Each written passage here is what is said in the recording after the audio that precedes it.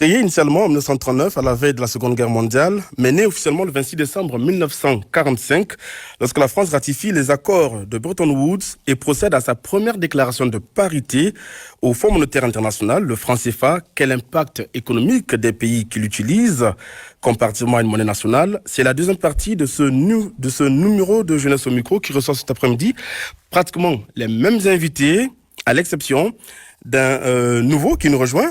Il s'agit de Aliou Ibrahim, président du mouvement populaire pour la patrie et ancien président du Conseil national de la jeunesse. C'est un rappel.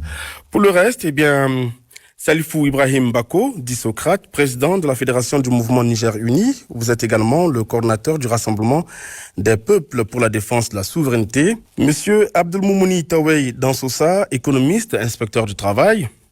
Et enfin, monsieur Ibrahima Boubacar, analyste politique, consultant. Monsieur, bonsoir. Comme vous l'aurez remarqué, nous comptons un absent parmi nous. Il s'agit du professeur Tarno Maman, économiste. Nous ne savons pas les raisons pour lesquelles il est absent. Qu'à cela nous tienne, vous êtes là, c'est l'essentiel. Bonsoir. Bonsoir. Et puis, en face de nous, ce formidable public venu en grand nombre. Il s'agit des étudiants de l'école de santé publique et d'action sociale et bien sûr de l'école nationale d'administration. Bonsoir.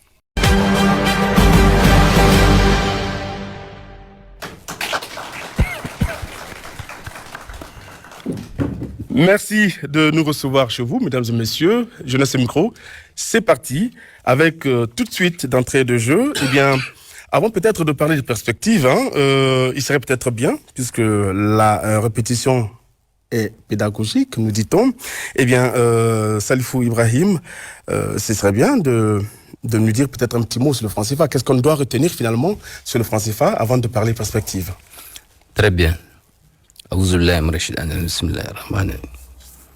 Et le franc CFA, c'est le franc des colonies françaises d'Afrique, qui a vu le jour avant la conférence de Brazzaville qui a été tenue du 20 janvier au 8 février en 1944. Donc, lorsque la France a convoqué ses colonies, elle a voulu imposer un rythme de gouvernance qu'elle va toujours contrôler. Mais à l'époque, en Afrique, il y a des leaders d'opinion qui s'opposent à toute forme de colonisation.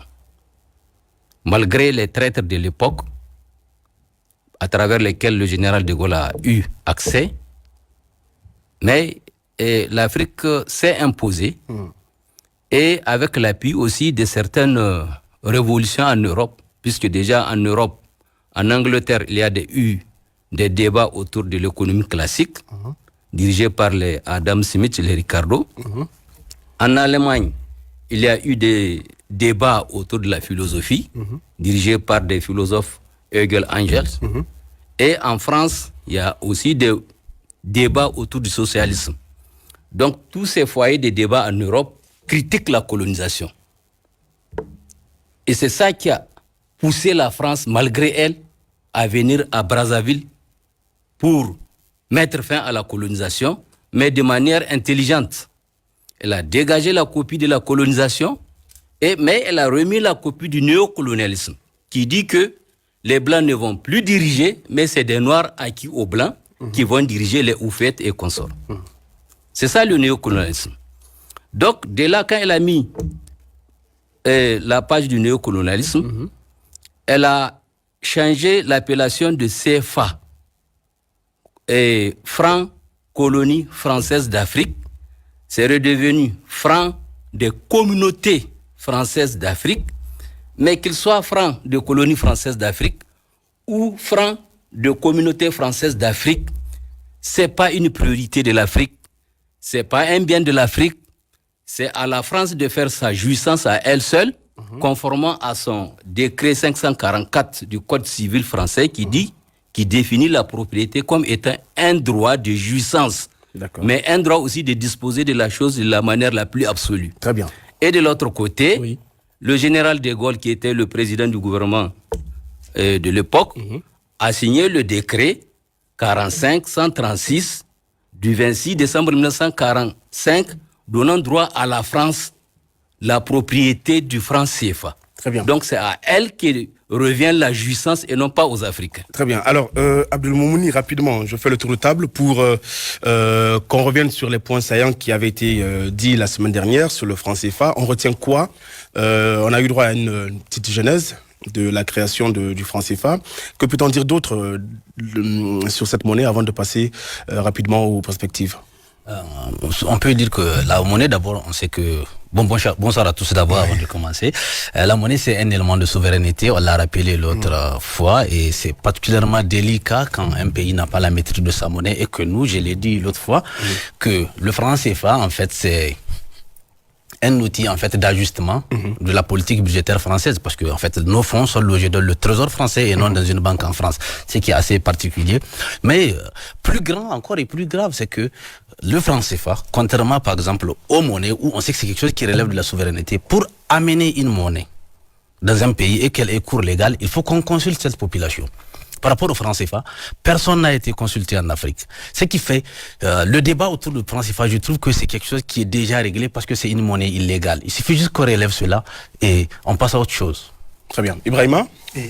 Merci de redonner la parole pour traiter de cette question combien d'actualité, et surtout que à travers ce débat que vous posez, vous démocratisez davantage la question de la monnaie, puisque pendant longtemps, pour maintenir nos États toujours dans ces situations de dépendance, on a laissé la question réservée exclusivement aux techniciens, c'est-à-dire qu'il fallait être super technicien de la monnaie, du franc CFA pour pouvoir en discuter.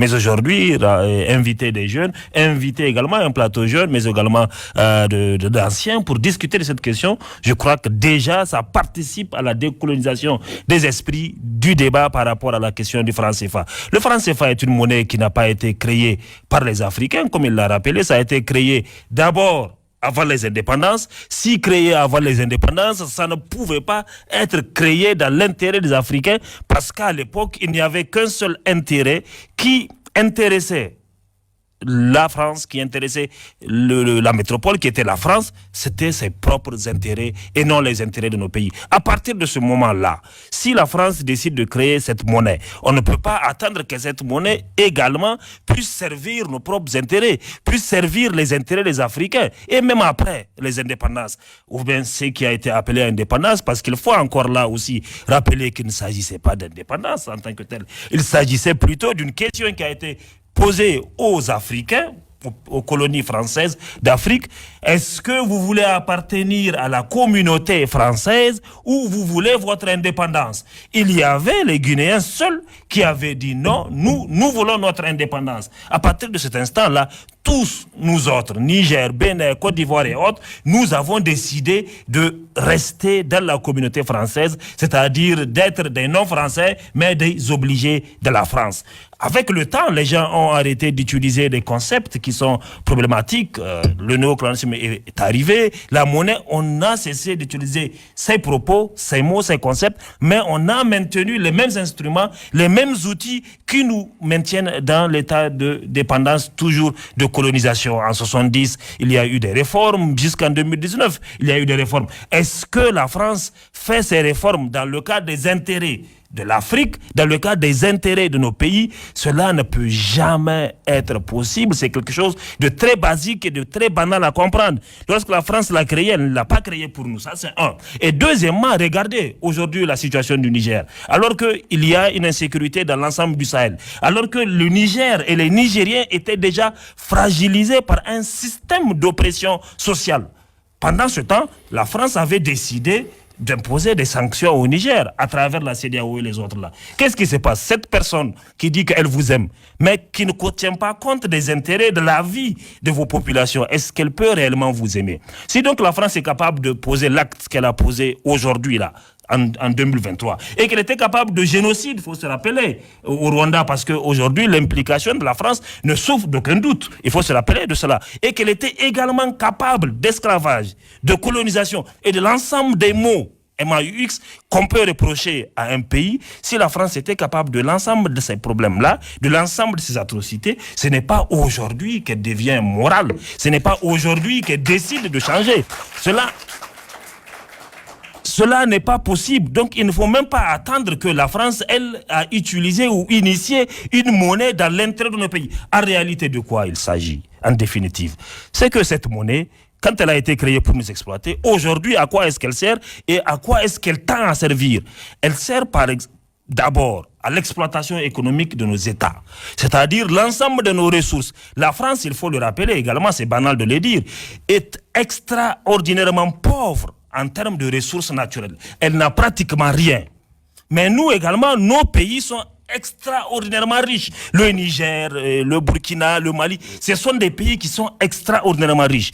Donc pour s'assurer l'accès à nos ressources naturelles qui sont vitales à la France, mais cette monnaie est bienvenue. Cette monnaie, c'est justement elle qui lui permet, sans nous donner l'argent, d'écrire sur un papier, déposer au trésor français, dire que nous payons vos ressources. Alors que nous ne recevons pas l'argent parce que dans le cadre des accords que nous avons, nous devons déposer toujours nos devises, nos réserves au niveau du trésor français. C'est-à-dire que c'est gratuitement que la France est en train d'avoir accès à nos ressources. Maintenant, ensuite, mieux, quand elle prend ses ressources, qu'est-ce que la France fait?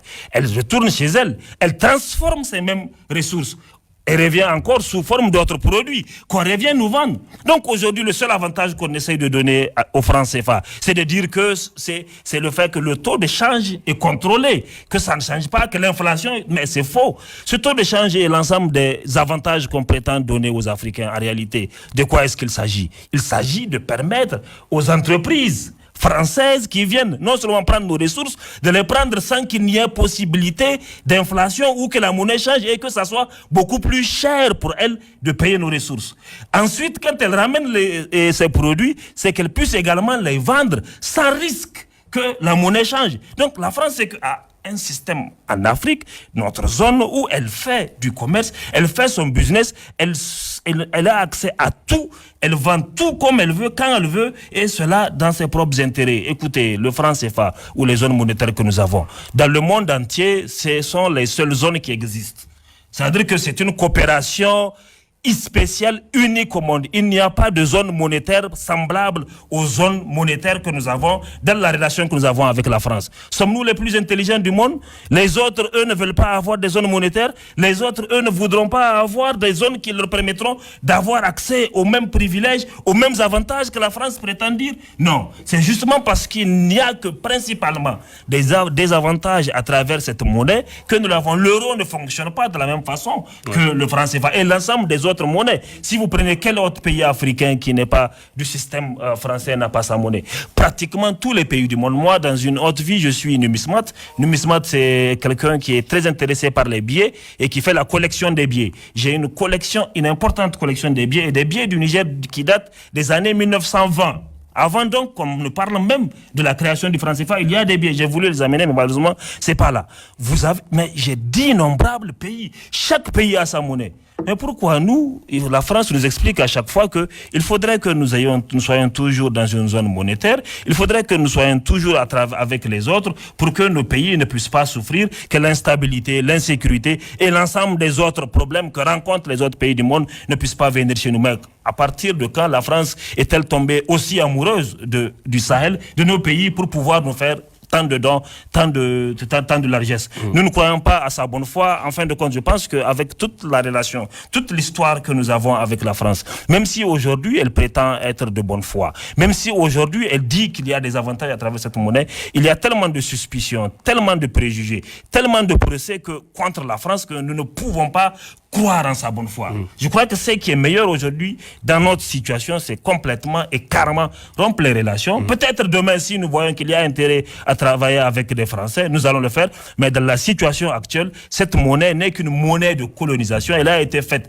contre nous et cette monnaie est une monnaie de contrôle. Joseph Kizerbo disait, si vous s'asseoir sur la natte de quelqu'un, c'est la meilleure façon d'être rapidement sur terre. Nous sommes en train actuellement d'utiliser la monnaie de quelqu'un pour faire nos activités, pour vivre.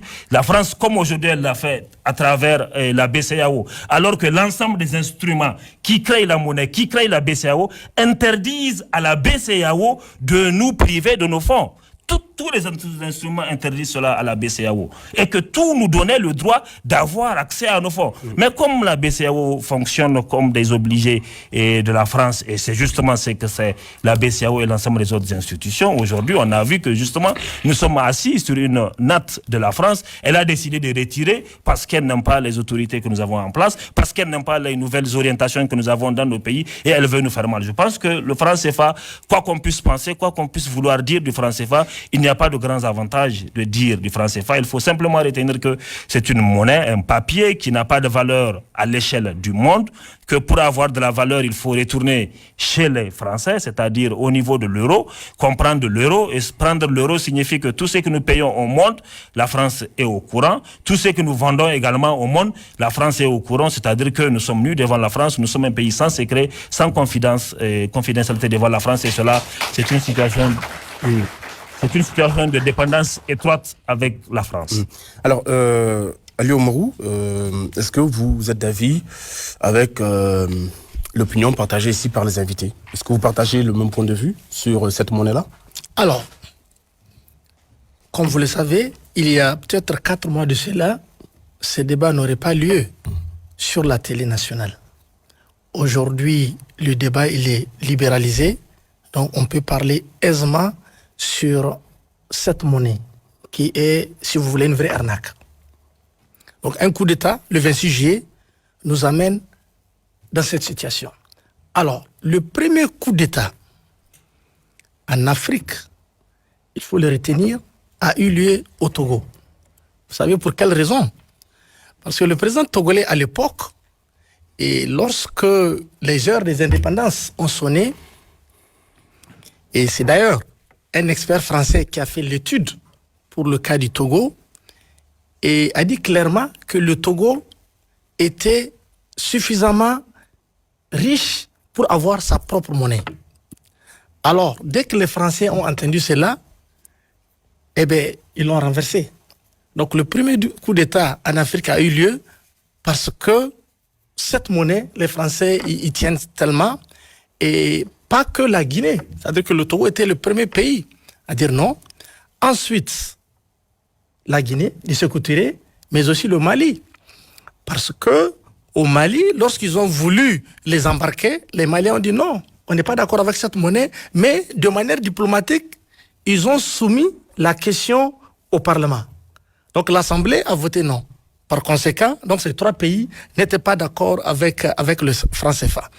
Maintenant, pour que l'opinion comprenne l'arnaque du CFA, qui change juste de nom, c'est que aujourd'hui, pour un Nigérien, parce que c'est le cas du Niger qui nous intéresse le plus, c'est-à-dire que si vous avez 10 000 francs CFA, vous êtes à Niamey, vous quittez, vous prenez l'avion, vous atterrissez à Paris 6 heures après, personne ne connaît cette monnaie. Alors que cette monnaie est fabriquée en France. Mais en France, même si vous partez avec 100 millions de francs CFA, elle ne sert à rien. Vous avez juste du papier. C'est une grosse arnaque. Ensuite, lorsque le cas du Niger est encore illustrant parce que le 26 juillet, il y a eu un coup d'État et quelques jours après, soit le 30 juillet, les chefs d'État et de gouvernement de la CEDEAO se réunissent, ainsi que ceux de l'UEMOA, et ils décident de geler les avoirs du Niger. C'est-à-dire que tout l'argent du Niger qui est emmagasiné, si vous voulez, à la BCEAO sont gelés. Ça veut dire que le Niger ne peut plus accéder à ces fonds. Vous voyez aujourd'hui toutes les difficultés que nos banques sont en train de vivre. Ça veut dire que la colonisation, elle continue sous une autre forme. Le franc CFA est tellement de l'arnaque que lorsque le président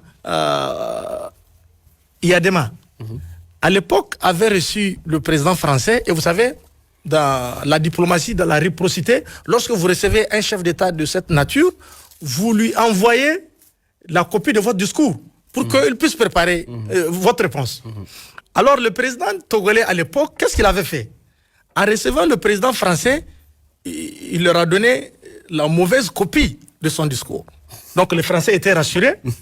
Et lorsqu'il lisait son discours devant le public, devant la presse, il a fait part du ras-le-bol des Africains vis-à-vis du franc CFA. Et c'est d'ailleurs ce qui a conduit si vous voulez, la France à revoir même le taux qui était de plus de 70% à 50%. Et donc, c'est pour cette raison même que la Banque ouest-africaine de développement a eu son siège, si vous voulez, à Lomé. C'était pour calmer à l'époque les autorités togolaises. Donc, le CFA, il faut que la jeunesse comprenne que toutes ces voix-là qui s'élèvent pour lutter contre le franc CFA, c'est à juste titre. Et il faudrait que nous prenions conscience, parce qu'aujourd'hui, vous trouvez normal que si vous avez votre salaire, pas des économies, que votre salaire, aujourd'hui, dans nos banques, vous ne pouvez pas les retirer, simplement parce que la France, qui ne devait rien avoir avec la gestion de notre monnaie, aujourd'hui, si vous allez à la BECAO, si vous allez donc à l'UEMOA, à Ouagadougou, vous allez trouver plus d'experts français que même souvent des experts de nos pays. Alors, qu'est-ce que des experts français font à l'UEMOA alors qu'il n'y a aucun expert africain ou de la zone UEMOA au niveau des banques françaises. Donc, c'est une vraie arnaque. Et ce que vous devez aussi comprendre, c'est que, et je pense qu'il a dit, l'uranium que la France prétendait acheter au Niger, en réalité, la France n'achetait rien. Pourquoi?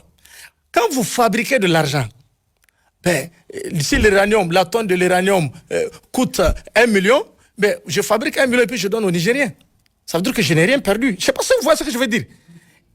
Pire encore, c'est-à-dire que si demain le Canada veut acheter le pétrole du Niger, l'argent du Canada, si c'est 1 milliard, ça passe d'abord par la France. Oui. Vous comprenez? Ça passe par la France, qui dit d'abord je garde les 50%, et les autres 50%, peut-être que c'est des devises. Si les Canadiens amènent du franc canadien, ok, c'est 1 milliard de francs canadiens vont être gardés par la France.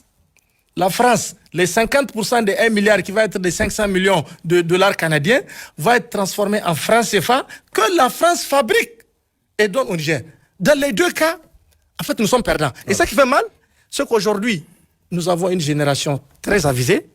Nous avons des jeunes qui ont étudié dans les mêmes écoles que ces Français, dans les mêmes écoles que ces Occidentaux, qui sont d'ailleurs meilleurs, le plus souvent, que ces Occidentaux. Parce que lorsque vous êtes dans la même classe qu'un Français, qui est né en France, qui a toutes les facilités, et vous êtes malheureusement né au Niger, vous avez l'obligation de travailler 2 fois plus que le Français. Donc, en fin de compte, les meilleurs étudiants sont ceux-là qui quittent le continent africain, qui quittent le Niger. Et vous devez le savoir. Donc, lorsqu'il y a tous ces cerveaux-là, le débat, il est décomplexé. Ça veut dire que devant n'importe quel économiste, aujourd'hui, des jeunes Africains, des économistes africains peuvent clairement expliquer que le franc CFA, c'est de l'arnaque. Et ce qui fait mal, que vous devez comprendre, c'est que quand on prend les investissements de la France en Afrique, c'est là ça fait encore très mal. Le franc CFA, c'est de l'arnaque dans les pays francophones, mais les investissements de la France ne sont pas dans les pays francophones. Quand on prend les 5 premiers pays dans lesquels la France investit, c'est d'abord le Nigeria, ensuite l'Afrique du Sud, puis l'Angola, viendra ensuite l'Éthiopie, ensuite le Kenya. Aucun pays francophone. Le 6e pays francophone, le 6e pays dans lequel la France investit, qui a une valeur ajoutée pour eux, c'est la Côte d'Ivoire. Donc, il faut que vous preniez cette question-là, que nous prenions cette question très au sérieux. C'est-à-dire qu'on ne peut pas continuer à nous ligoter. Il faut qu'on se libère définitivement. Et pour finir, Miguel, l'histoire de Diori Hamani. Vous savez, le coup d'État de Diori Hamani, lorsque les chefs d'État de la CEDEAO ont commencé à réfléchir sur la question de la monnaie, mais Diori était contre. Diori était un grand révolutionnaire. Il n'était pas d'accord avec le franc CFA. Et dans le comité restreint qu'ils ont mis en place, c'est lui qui le pilotait. Lorsqu'il a commencé à lever la voix, tout de suite, ils ont fomenté un coup d'État pour le renverser. Ça aussi, c'est important de le savoir. Donc, ça veut dire que tous les problèmes, dès que vous touchez au franc CFA, alors bienvenue à un coup d'État. Donc, il se trouve que là, nous sommes déjà dans un coup d'État. Donc, on est contre le franc CFA. Je pense que rien ne va se passer et que, définitivement, il faut qu'on sorte de cette monnaie maudite, de cette monnaie qui représente une vraie arnaque déguisée par les Français. Très bien. Ce qui est dit est dit. Bien. Alors, au regard de toutes les explications justement que vous avez données sur cette monnaie du franc CFA et du contexte actuel, est-ce que le gouvernement du CNSP, selon vous, eh bien, doit prendre cette question de monnaie doit-il prendre cette question de monnaie avec toutes les priorités, en fait, avec toute l'urgence que cela requiert, Monsieur Salifou Ibrahim? Très bien. Vous avez dit le gouvernement du CNSP. Le CNSP se définit comme Conseil national pour la sauvegarde de la patrie. Oui. Alors, sauvegarder la patrie, c'est chercher la souveraineté. Et on ne peut pas être souverain tant qu'on manipule la monnaie de quelqu'un. Il faut dégager la monnaie. C'est la monnaie, c'est le franc CFA qui est cause de toutes les pauvretés connues par les 14 colonies françaises en Afrique. Il y a 14 colonies françaises en Afrique et les 13 colonies sont pauvres du fait de l'usage du franc CFA. Et je crois qu'il faut aller dans le fonctionnement du franc CFA pour comprendre comment. Oui, d'accord, mais sauf qu'on ne va pas encore faire l'histoire parce que le temps va être court. Revenons donc à cette page. Oui. Lorsque la France a dit aux colonies de venir signer les accords coloniaux, nous sommes le 24 avril 1961. Dans ces accords coloniaux, il y a 3 accords qui concernent uniquement le franc CFA. Vous me permettez, il y a accord numéro 2 qui dit la confiscation automatique des réserves financières nationales. Accord numéro 8, l'obligation d'utiliser le franc CFA. Donc, toute colonie est obligée, selon l'accord, d'utiliser le franc CFA. L'accord numéro 9, c'est là où je vais m'appesantir, c'est l'obligation d'envoyer en France un bilan annuel et un rapport d'état des réserves. Ça veut dire que chaque année, les colonies doivent présenter à la France les réserves, ce qu'elles ont eues pendant l'année. Ok. En termes clairs, terre à terre, je vends des téléphones, tu m'imposes chaque année, je dois te rendre compte combien j'ai eu en une année. Faire la situation. La situation. Et ça là, c'est pour que la France, à travers les BCAO qu'elle-même elle a créé, elle a mis ses agents, comme il vient de le dire, qu'elle contrôle toutes ses réserves. Vous savez, toutes les BCAO qui sont dans les colonies sont rattachées à la BCAO mère qui est à Dakar, laquelle est directement téléguidée par le Trésor français. Toutes les marchandises que la France prend de ses colonies pour aller vendre à l'international, les devises qu'elle a eues, elle dépose ça dans le Trésor français dans un compte qu'on appelle compte d'opération. Je prends ta chemise, je vends ça à $2, moi je garde les $2 et je te fabrique le franc CFA qui est un faux billet. Voilà comment ça marche. D'accord. Alors, maintenant, ce franc-là, en réalité, quand on constate, lorsque je te dis, toi, colonie, Bénin, Niger, Cameroun, qui m'a demandé de te fabriquer 50 millions de francs CFA pour mettre ça en surface, dans la circulation monétaire, tu dois me donner en contrepartie 50% de ces 50 millions. Ça veut dire 25 millions. Ouais. Bon, si toi, tu me donnes ta chemise à condition que je te donne 10 000, ça veut dire que tu me la loues. Oui. Tu m'as donné ça en location. Donc le franc CFA, il est là en termes de location en Afrique. Et deuxièmement, comme il vient de le dire, par le mécanisme de compte d'opération, lequel donne des injonctions à la banque centrale qui est à Dakar, elle aussi, elle recentralise ça au niveau des banques centrales qui sont ici. Tous les marchés financiers de ces 14 colonies sont contrôlés par la BCAO, contrôlés par la BCAO Dakar, contrôlés ici par le Trésor français. D'accord, très bien. Donc, très bien, très bien. Le temps tourne très très vite. Je crois qu'on a compris un peu la substance, l'essentiel, en tout cas le degré j'allais dire de nocivité de cette monnaie-là. Alors, est-ce que c'est une priorité de passer à autre chose aujourd'hui pour ces 3 pays qui connaissent un régime d'exception? Je parle du Burkina, du Mali et du Niger. Mais en parlant du Niger précisément, est-ce que c'est une priorité aujourd'hui pour le CNSP de tourner la page du franc CFA au regard du contexte actuel? Je crois que la réponse est oui, dans la mesure où quand on regarde une monnaie, c'est un élément, c'est un instrument de souveraineté, comme je l'ai rappelé tout à l'heure. Et qui dit instrument de souveraineté dit quelque chose de régalien qui revient à l'État, parce que, il faut le dire, la valeur de la monnaie, elle est essentiellement fondée sur la confiance. Et qui dit confiance dit une sorte de garantie. Et qui peut offrir la meilleure garantie à une population que son gouvernement. Parce qu'aujourd'hui, le CFA, en plus de la confiance, on dit qu'il a cours légal au Niger. Qui dit cours légal dit on est obligé de l'utiliser dans nos transactions dans ce pays. Et cette obligation, elle découle pas de rien. Elle découle en fait du fait que nos autorités se portent garant et que nous, on a confiance, c'est pourquoi on le prend. Mais une monnaie, au Niger, par exemple, à l'intérieur du pays, c'est juste une unité de compte, un moyen de paiement.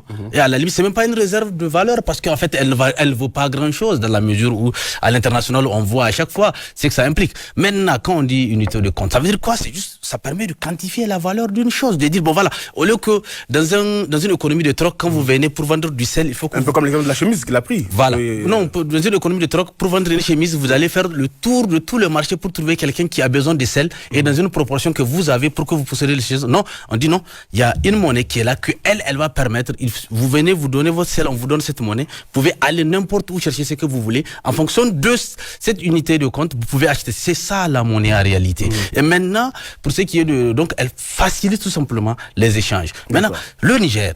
Si aujourd'hui le Niger doit aller vers une nouvelle monnaie, doit aller vers la création de sa monnaie, ce qui serait salutaire, c'est justement pour permettre à ce Niger d'avoir une maîtrise d'abord sur ses échanges internes et surtout de bien les valoriser. Parce qu'aujourd'hui, à l'interne, les échanges que nous les faisons en CFA.